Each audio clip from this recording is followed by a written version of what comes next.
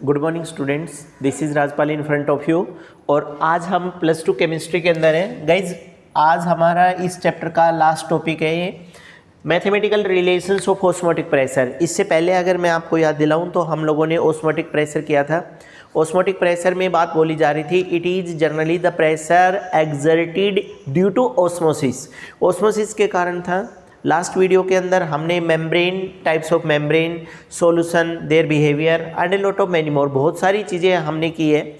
Last में आपको बोला भी गया था कि what are the applications of osmosis, osmosis के एप्लीकेशंस क्या क्या हैं, तो बताया जा रहा था। जनरली बायो में मैंने लास्ट भी बोला था, बायो वाले जितने भी स्टूडेंट्स हैं उन लोगों को क्लियर है। वैसे जनरल में बता दूं, कभी कभी ऐसा भी पूछा जाता है कि can flowering be based on the osmotic pressure, तो जवाब आएगा यस। मतलब क्या फ्लावरिंग जो हो रही है वो भी ऑस्मोसिस के ऊपर डिपेंड है क्या, तो जवाब आता है यस। किसी भी जगह पर अगर फ्लावर आपका ब्लूम हो रहा है तो उसके पीछे भी कहीं ना कहीं ऑस्मोटिक प्रेशर जिम्मेदार है। अब गाइज कह रहे हैं कि जो ऑस्मोटिक प्रेशर हमने पढ़ा है उसका मैथमेटिकल रिलेशन क्या है। तो पहले एक बात आती है, pi, osmotic pressure is represented by pi. ये पाई से रिप्रेजेंट करेंगे और कह रहे हैं osmotic pressure is directly proportional to C. It means greater the concentration greater will be the osmotic pressure. Second, pi is directly proportional to T. जितना temperature ज़्यादा बढ़ा देंगे उतना ऑस्मोटिक प्रेशर ज़्यादा होगा। अब एक बात सुनिएगा, इसके ऊपर रीजनिंग का क्वेश्चन पूछा जा रहा है और इस पे रीजनिंग का क्वेश्चन अगर आपको याद हो तो छोटी क्लासेज में भी आता था, अब भी, कि when we dip the raisin in cold water और in normal hot water then the rate of osmosis is high in which solution. तो जवाब आएगा इन हॉट वाटर सॉल्यूशन। जब हम गर्म पानी के अंदर रेजिन को डिप करेंगे तो रेजिन के अंदर गर्म पानी में ज़्यादा ऑस्मोसिस होता है और जल्दी होता है as compare to that of the cold water. ठंडे पानी की बजाय रेट ऑफ ऑस्मोसिस मैक्सिमम मिलेगा इन हॉट वाटर में, तो इसलिए टेम्परेचर का यहाँ है। तो pi directly proportional to C और pi directly proportional to T, दोनों को कंबाइंड अगर कर दें तो pi directly proportional to C T, ये सी टी के साथ डायरेक्टली प्रोपोर्शनल है। अब अगर यहाँ डायरेक्टली प्रोपोर्शनल को हटा दूँ तो यहाँ पर एक नॉर्मल कांस्टेंट लगेगा and the name of that constant is R, वही जो गैस कांस्टेंट है। तो हमारे पास फॉर्मूला आ गया pi is equal to R C T. अगर आप बात करें सी की तो जो सी हमारे पास है वो एन बाई वी है। Always keep in mind guys, बहुत अच्छा है। कंसंट्रेशन अगर किसी की फाइंड आउट करनी है तो number of particle per unit volume, तो number of particle per unit volume है वो उसकी कंसंट्रेशन होती है सी।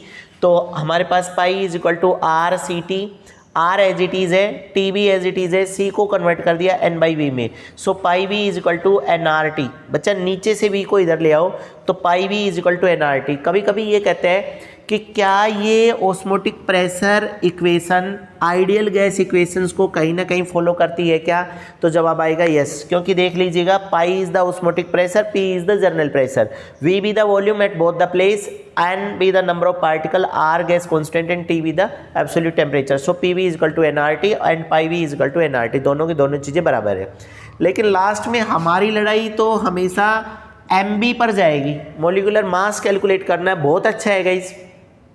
क्वेश्चन भी आएगा कि कुछ मॉलिक्यूल्स या कुछ केमिकल्स जिनका मॉलिक्यूलर मास बहुत ज़्यादा है, लाइक पॉलीमर जैसी चीज़ें जिनका मॉलिक्यूलर मास बहुत ज़्यादा है, उनको हम ऑस्मोटिक प्रेशर मेथड से कैलकुलेट करते हैं बजाय किसी दूसरी कोलिगेटिव प्रॉपर्टी के। तो जवाब आएगा कि किसी भी दूसरी colligative property like elevation in boiling point and depression in freezing point directly affect the weight of that body, उस बॉडी के वेट और उसकी क्वालिटी को अफेक्ट कर जाते हैं। इसलिए जो पॉलीमर है उनके अगर मॉलिक्यूलर मास को कैलकुलेट करना है तो हम ऑस्मोटिक प्रेशर मेथड से कैलकुलेट करते हैं। सो गाइज ये कह रहे हैं एन का आपको पता है weight by molecular mass. So हमने कर दिया pi V is equal to weight by molecular mass into R T. अब आपको एम बी चाहिए, सो एम बी इधर आ गया, बाकी इधर, तो M B is equal to W B upon pi V into R T. ये बहुत अच्छा फॉर्मूला आ गया ऑस्मोटिक प्रेशर का। अब ये जो हमने कोलिगेटिव प्रॉपर्टीज़ पढ़ी हैं सारी elevation in boiling point, depression in freezing point, relative lowering in vapour pressure and many more, ये जो चीज़ें हमने पढ़ी उनमें से ये 3 क्वेश्चन है गए। जर्नल लाइफ में भी बहुत काम आएंगी ये चीज़ें और वैसे भी। प्लीज़ ध्यान से सुनिएगा। कई बार आपने ऐसे घर में सुना होगा कभी कभी कि नमक कम यूज़ किया करो, बीपी हो जाएगा। कभी कभी हम ऐसा भी बोलते हैं कि the person is if suffer from hypertension, तो उनको बोलते हैं कि वो कम नमक यूज़ करें या कम सॉल्ट यूज़ करें। या गाइज कभी कभी हमारा बीपी लो हो जाता है तो हमें क्या करना चाहिए, हमारा बीपी हाई हो जाए तो हमें क्या करना चाहिए। ये 3 एस्पेक्ट्स हैं जो हमारे कोर्स में है, और गाइज ये तीनों के तीनों 1 मार्क्स पॉइंट ऑफ व्यू से बहुत इंपॉर्टेंट है। तो एक चीज़ देखिएगा, 0.91% NaCl solution is isotonic with blood cells. बहुत अच्छी बात है, 0.91% NaCl solution is isotonic with blood cell. अब आप इस चीज़ को बिल्कुल हिंदी में समझो, एक ग्लास पानी के अंदर 0.91% NaCl का सॉल्यूशन क्रिएट कर लो और दूसरी तरफ दूसरे ग्लास में RBC निकाल लो। जैसा RBC का टेस्ट है वैसा ही 0.91% NaCl सॉल्यूशन का टेस्ट है। अगर हमारी बॉडी में या हमारे द्वारा एडिबल या ईटेबल जो सॉल्ट की जो कंसंट्रेशन है अगर वो इतनी है तो वो नॉर्मल है। अब देखो guys, a solution having NaCl solution less than this, अगर इससे कम है, is hypotonic to blood cell.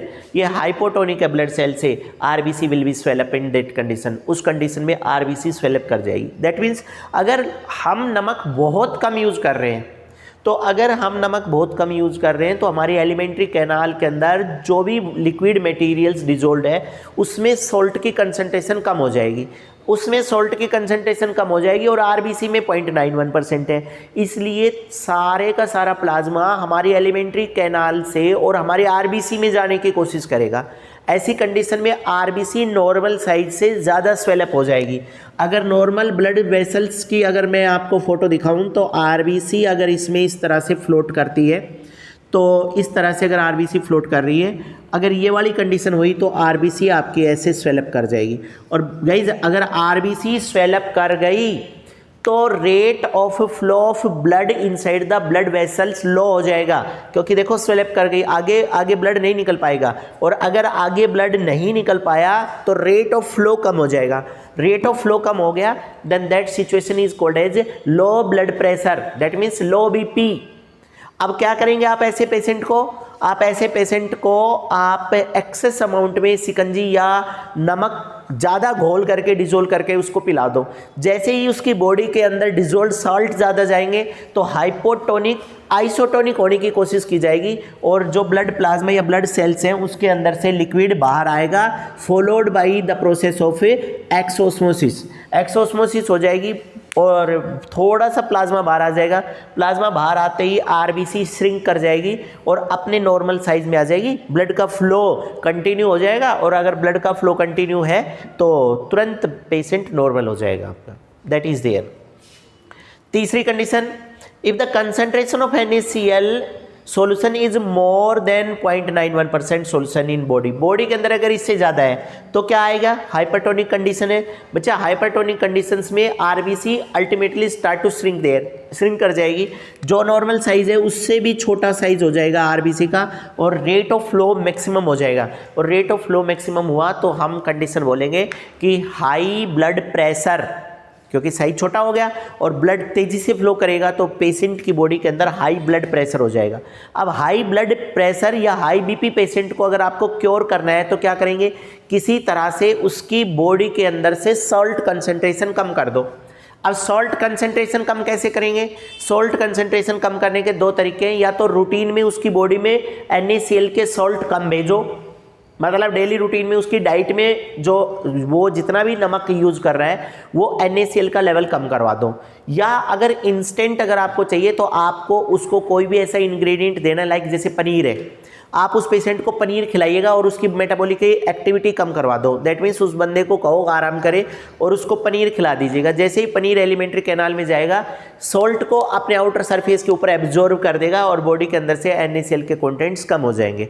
थोड़ी देर में पेशेंट नॉर्मल हो जाएगा। तो guys these are the 3 way to cure the patient either with low blood pressure or either with high blood pressure, or these are the simply based upon the types of solution, that means either with isotonic, hypertonic और hypotonic। कि solution आपका जैसा भी है वो isotonic है, hypotonic है या hypertonic है, उस solution को cure करेंगे। तो guys this is all about this। next video में फिर मिलेंगे।